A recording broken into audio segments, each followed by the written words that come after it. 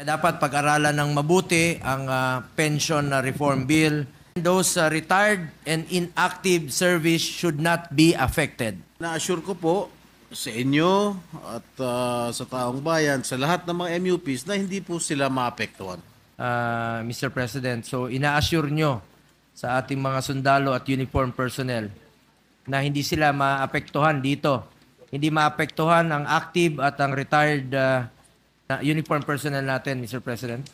There will be no change in pension for the current pensioners in active service. I will bet my balls on it, Mr. President. Hindi po apektado ang retired and active, Mr. President. No, sir. Thank you, Mr. President.